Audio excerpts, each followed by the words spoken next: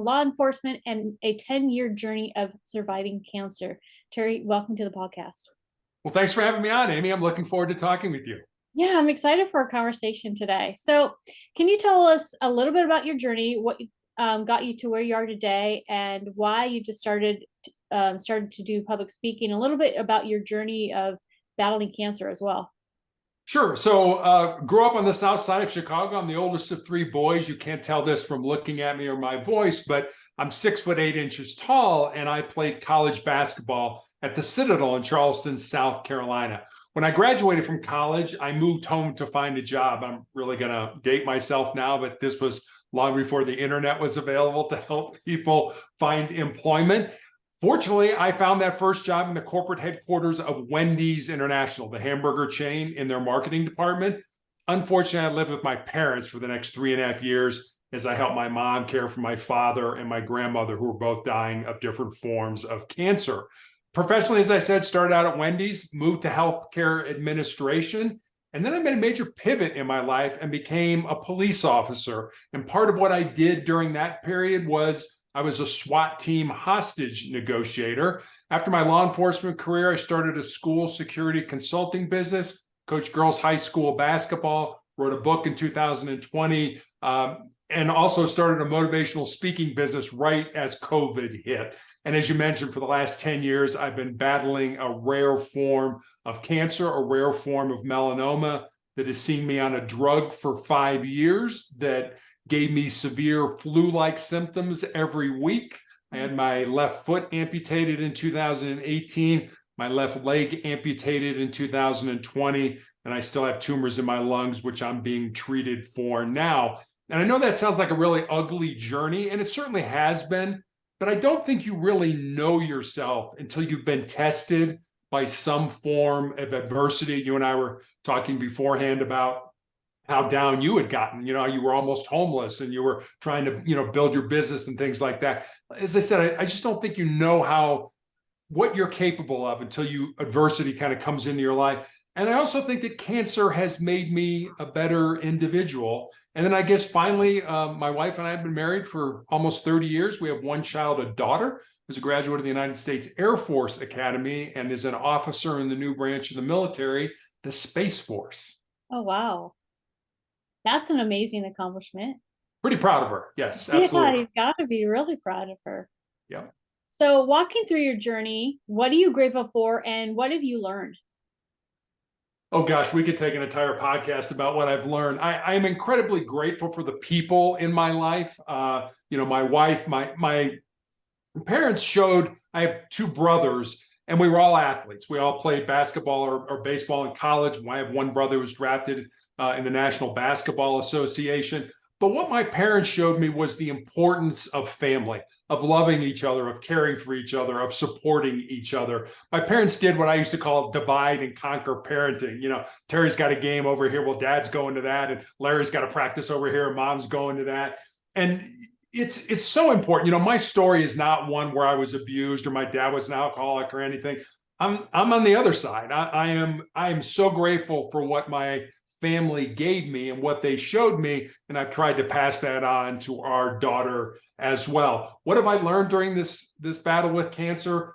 I've learned that you're so much stronger than you ever thought you were. I have a friend of mine who actually works with my wife who calls me on my off weeks of treatment to check on me. And this young man is a former Navy SEAL. And sometimes we talk about what the SEALs call their 40% rule, which basically says that if you're at the end of your rope, if you're done, if you don't think you can go on, you're only at 40% of your maximum, and you still have another 60% left to give to yourself. So whenever I get into those down times, and I certainly do, I always remember I still have so much more left in reserve to give to myself. Yeah. Gosh, that speaks to me on so many little levels, because you think about like anytime you're trying to achieve anything or do anything in life, it could be health, it could be business, it could be whatever it is, you hit those low moments and where you could absolutely give up. And I think that I've always kind of repeated that in my mind of, okay, this is when most people give up. But if I keep on going, I'm probably going to get a major, breakthrough in some way, because like you said, at that point, until you hit that point, there's no other reason for you to step it up. Even in that moment, maybe you don't know what you need to do to, get to your next from A to point B, but there's no challenge there. Yeah, I mean, giving up is easy. I mean, it's easy to quit. I mean, I'm sure you and I have both seen people that, started down a road toward a goal, and then they butt up against an impediment. Something gets in their way, and they can't get around it or over it or through it, and they quit. But we just don't quit. We've got to find somebody to blame. We've got to blame our parents or our station in life or our boss. Very few people take personal responsibility for their own success and happiness. I want my life to be about the decisions that I made, not about the ones that other people made or that I didn't make for myself. So it's important for me, and it certainly sounds like it's important for you, that we take that responsibility. We make it or we don't, but at least we gave it everything we had to try to get to what we would call successful. Yeah. Yeah. On the downside, you're responsible for your entire life, but on the upside, you're responsible for your entire life. Right.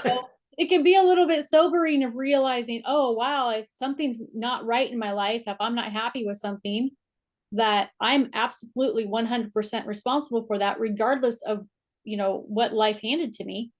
Right. And, but at the same time, like, that's kind of sobering too, because you realize nobody's coming. Nobody's Yeah, coming to save you. you're right. Nobody's coming to your rescue. Nobody's going to save you. You're responsible for what happens. Yeah, yeah, definitely. So why do you believe we're responsible for our own success and happiness? Let's dive deeper into this, because I think that there's a lot of people that, might say, well, I was told that if I get this, I don't know, like maybe they're listening to some default advice of, not taking charge and really just leaving it up to fate, or if it happens for me, then it happens, that sort of thing. So what would you say to some of those who maybe haven't taken that responsibility, and maybe they're still waiting? What would you say? I would say that we're all on our unique journey, and I've seen this certainly during my cancer journey, where people will take their entire life and just turn it over to a doctor, or a therapist or somebody like that, somebody with a bunch of initials after their name. And it's like, okay, you manage my life now. You tell me what to do. And, I've seen this even with our daughter at times, where she'll be like, well, that guy did this, and, he's making this much money now, or, he's in the corner office now running his company or his team or whatever like that. We can't seem to somehow realize that, why can't we just be happy for those people? I mean, we're all on our unique journey. We all have unique gifts and talents. And where I think we fall down is when we start comparing our lives to other people. That person has more money, or they drive a nicer car, or they have a better title or whatever like that. We can't be happy for them. We have to somehow be jealous and say, well, what can I do to get that? And that's fine to look at the things that those individuals have done in their life to get them to that point.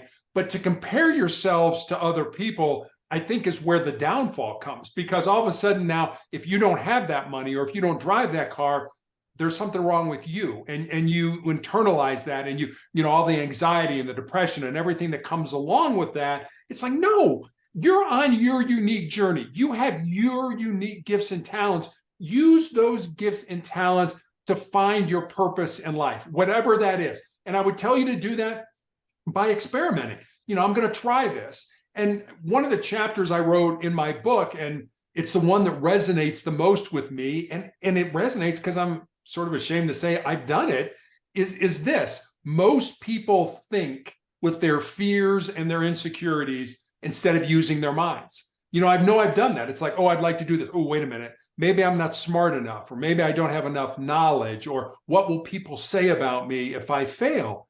That's thinking with our fears and our insecurities. That's not thinking with our minds. And I'll end it with this. I always like to tell people, if there's something in your heart, something in your soul that you believe you're supposed to do, but it scares you, go ahead and do it. Because at the end of your life, the things you're going to regret are not going to be the things you did. They're going to be the things you didn't do. And by then, it's going to be too late to go back and do them. Yeah. There's some powerful truths that you listed in there. And it is true with the comparison where we never compare all of our wonderful positive blessings to other people's positive blessings. It's always our weaknesses, the worst things that are going on in our life. We compare that with the positives in somebody else's life. And how many times, if you were to like actually sit down with that person and you find out later on they were completely miserable. Yeah. Like there were things going on that you had no clue about. Like maybe they had the nice car, maybe they have the nice house, but maybe they've got other things that they're struggling through, and they were just miserable and depressed. And here you are jealous of that, and you're happy. Yeah, I think sometimes absolutely. we can there's the scales aren't always balanced, and so then you're never going to win if you do that. I always try to, if I find myself feeling jealous of anyone, I always ask myself, what is it that I'm called to do that I'm not doing right now that I see them doing? Because I feel like it's a call for me to rise up. That if I see something that I think that somebody that I should be having, well, it's my responsibility now to take that upon myself and make it a goal.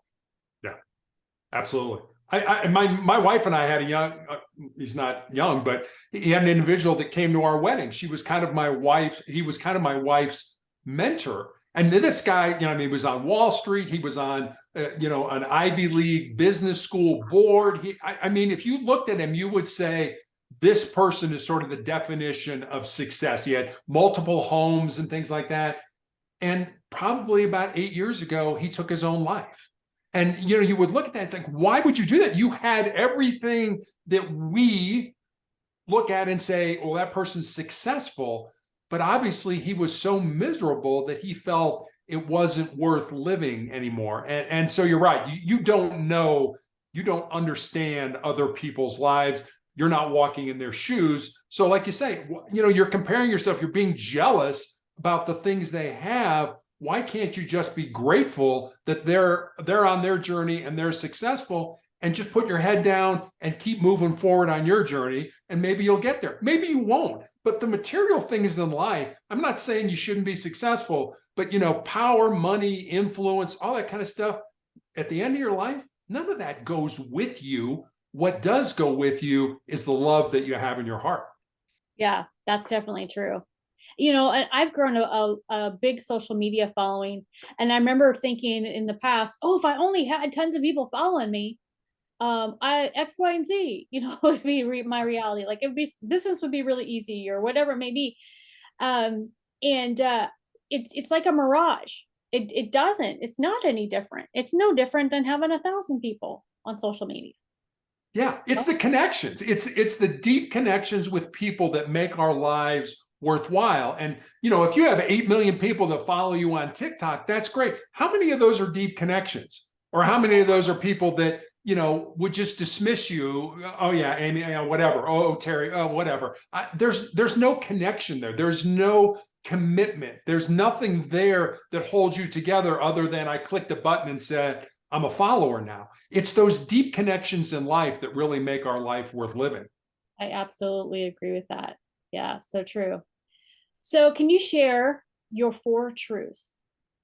Yeah, the 4 truths are things that I've come up with mostly through my cancer journey. But the first one I think I learned very early on in my life. I have them on a Post-it note here in my office. I see them multiple times during the day, and they constantly get reinforced in my mind. So here they are. They're one sentence each. The first one is, control your mind, or your mind is going to control you. The second one is, embrace the pain and the difficulty that we all experience in life, and use that pain and difficulty to make you a stronger and more resilient individual. The third one I look at as more of kind of a legacy type of truth, and it's this: what you leave behind is what you weave in the hearts of other people. And then the fourth one I think is pretty self-explanatory. As long as you don't quit, you can never be defeated. And I look at those 4 truths, at least for me, as sort of an anchor, or a foundation to build a quality life off of. And so I use those truths, should I take this treatment? Should I get involved in this project? Are these things that kind of go to my soul or my heart, which I think those 4 truths are. It's really powerful. I especially like the one of what was the one that you mentioned? Oh, my mind just went blank. The legacy one, the legacy. Yeah, I really like the legacy one because you focus on what you are giving into the hearts of people, the seeds that you're planting in people's hearts, versus whatever it is that you accomplish. Because so many people don't get that.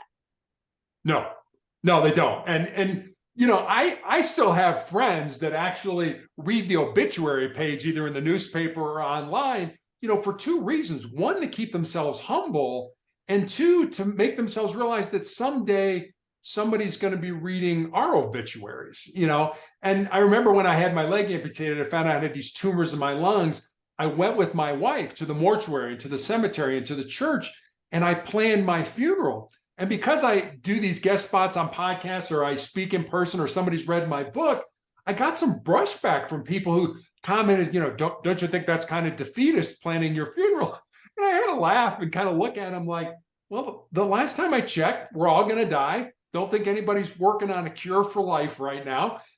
Everybody dies, but not everybody really lives. And I heard a Native American Blackfoot proverb years ago that goes like this: when you were born, you cried and the world rejoiced. Live your life in such a way so that when you die, the world cries and you rejoice. That's what I want. That's what I'm looking for. Now, don't get me wrong. I'm not looking to hasten my demise in any way, shape, or form.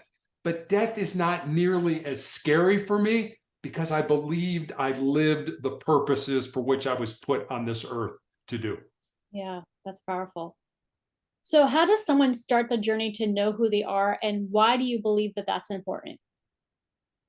I think it's important because we're all unique. I have a very strong faith life, and I'm not going to put that on anybody, but the way I think about it and the way it really kind of excites me is if it's true, all the things that I've been raised, and I believe it is, there has never been, nor will there ever be, somebody with my unique gifts and talents. The same for you, Amy, the same for everybody who's listening to us. And if you think about that, if you think about how powerful that is, that all the people who have ever lived in the world and all the people who ever will live in the world, none of them have what you have. Whatever that uniqueness is, whatever that special purpose is in life, none of them are like you.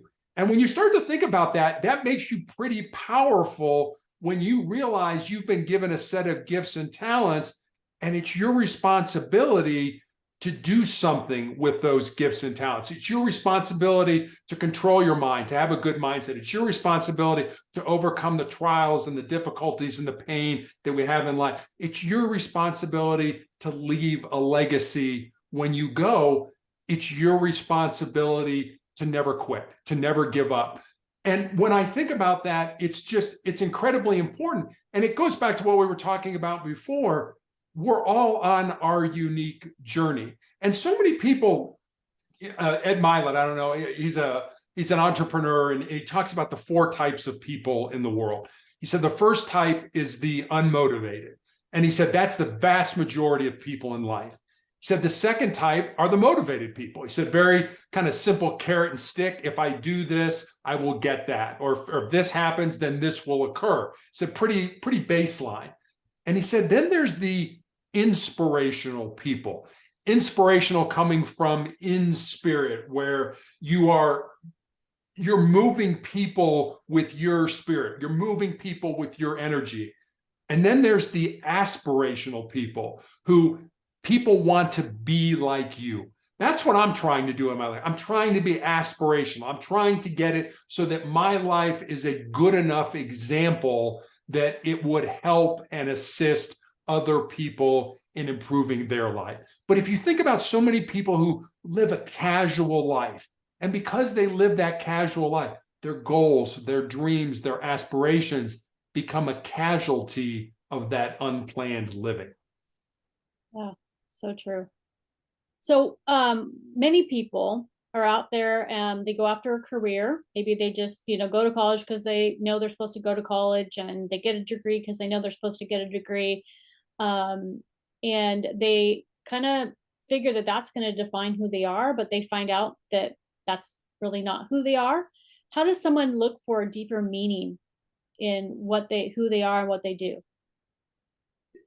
Let me answer that question, I guess, with a story. I had a nurse that asked me what it was like to have my foot amputated, what it was like to have my leg amputated. And it certainly, what I told her was, it certainly has not been easy. I'm still learning how to walk again. When you're 6'8", falling is not an option. You get hurt from this height and things like that. But what I told her was, cancer can take all my physical faculties, but cancer can't touch my mind, it can't touch my heart, and it can't touch my soul. And that's who I am. That's who you are, Amy. That's who everybody who's listening to us really is. This is just a vessel or a house to house who we really are. And we spend a lot of time, is my hair right? Am I wearing the right clothes? And we spend a lot of time on that. And I'm not telling you not to go to the gym and stay in shape, not to eat right, not to avoid alcohol and drugs. And I'm not telling you not to do that. Yes, you should do that.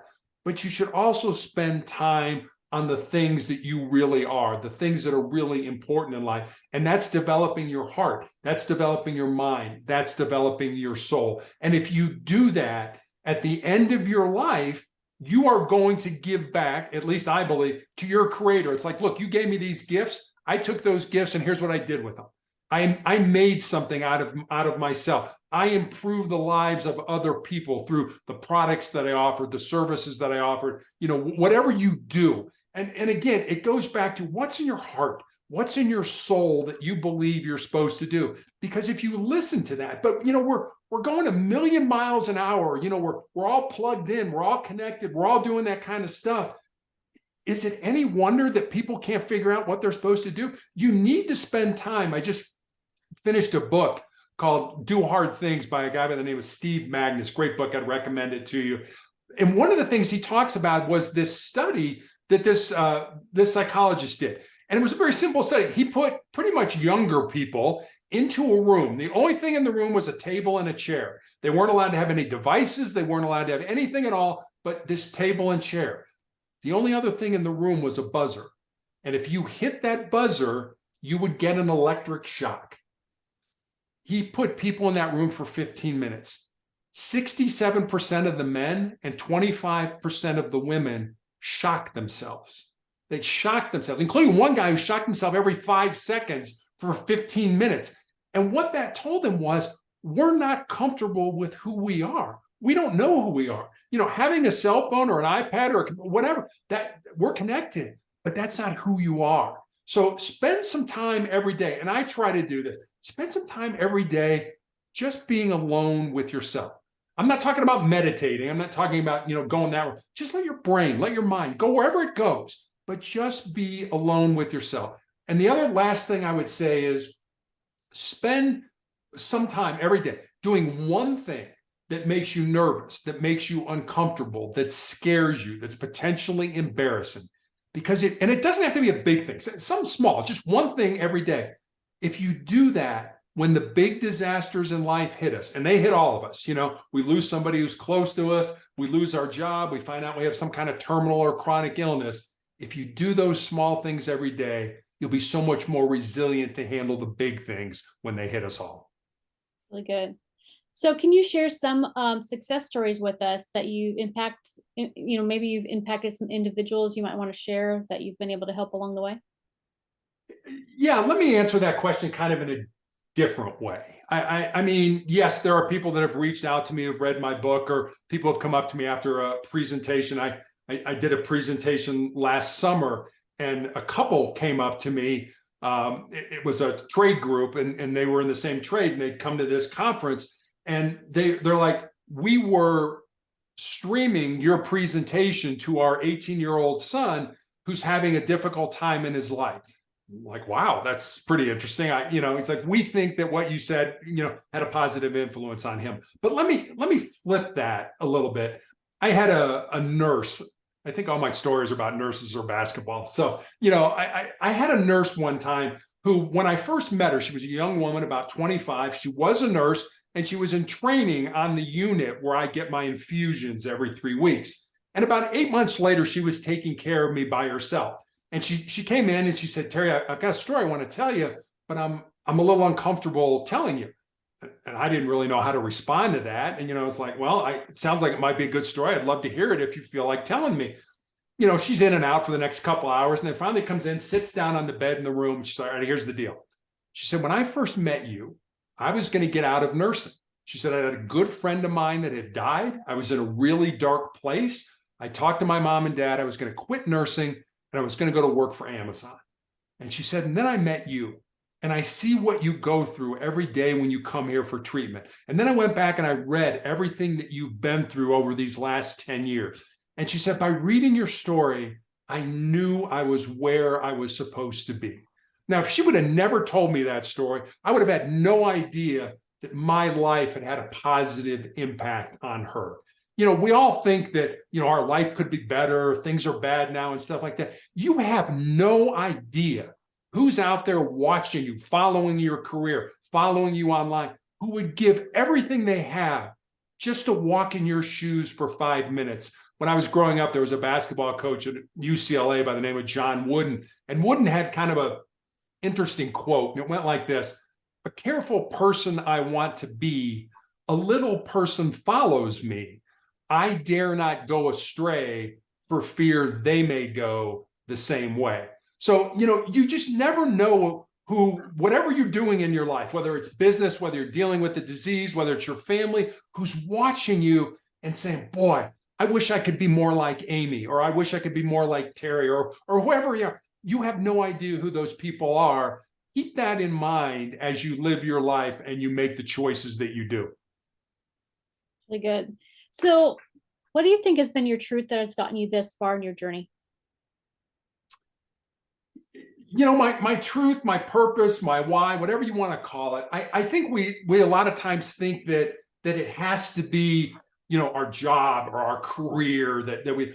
It doesn't. You know, I mean, it would be great if, you know, your truth or your purpose aligned with what you did for a living, but it doesn't. I mean, your job could be over here. It's what you do to make money and pay the bills. But your purpose is to be a podcast host, or, you know, to write, or to paint, or to be an activist, or whatever it is that you find in your heart. So I get real cautious when people are like, you know, your purpose has to be this. My purpose has been changing throughout my life. I think when I was young, my purpose or my truth was basketball. I knew it. It was in my blood. I ate it. I drank it. I slept it. And then when I got to be younger, or got to be older and started to develop as an adult, I felt my purpose was to follow in my grandfather's footsteps. He was a Chicago police officer. And eventually I got into that. And now, as in all honesty, with my cancer, I'm probably coming towards the end of my life. I think my purpose is to put as much goodness, as much positivity, as much motivation, as much love back into the world as I possibly can. And I know, especially guys, we don't want to talk about love. Love's not important, but again, love is so important, you know, and I'm not talking about romantic love. I'm talking about the love for yourself, the love for your family, the love for the people around you, the love for what you do. If you believe in God, the love for your creator. That's all important stuff. And, you know, to dismiss love from our lives, I really think love is the most important thing that we all have in our lives. Really good. So if you're able to give yourself one piece of advice when you first started out on this long journey you've been on, what would that be? Oh, that's a great question. I would say that you need to control your mind. Your mindset dictates everything else that goes on in your body. We all talk to ourselves, whether we like to admit it or not. You know, we all have this self-talk. Make sure that self-talk is positive. Make sure now, and don't get excited when negative things come into your mind, or that we're human beings. That's going to happen. So don't get too excited about that. But make sure when you talk to yourself that it's positive. And I'll give you an example of why. And I'm going to use it in a basketball analogy. The part of your brain, when you actually take a basketball and go onto the court and shoot shots, there's a part of your brain that lights up. You're creating, neurons, you're creating connections in your brain to get yourself good at doing that. Well, that same part of your brain that lights up when you physically shoot a basketball is the same part of your brain that lights up when you think about shooting a basketball. So be very careful with what you put into your mind. Make sure it's positive, because we all become what we think. So true. Terry, thank you so much for coming on today and sharing your expertise. Well, Amy, thanks for having me. I always say it's nice people like you that allow me to come on and have a conversation with them. And hopefully that conversation makes a positive difference in somebody's life. And if it does, today's been a good day. Perfect. And Terry, if there are people that are listening that would love to reach out to you, what's the best way to do that? Yeah, I have a blog. Every day I put up a thought for the day. And with that thought usually comes a question about how you might apply that in your life. On my blog, I put up the Monday morning motivational message. I have books to read, videos to watch. You can leave me a message, and that's all at motivationalcheck.com. Perfect. I'll put all those links down below as well. Thank you. So thanks again for coming on today. And if you are listening, you want more information about this podcast or upcoming shows, you can visit acalltothrive.com. Thank you, everyone, and have a wonderful week.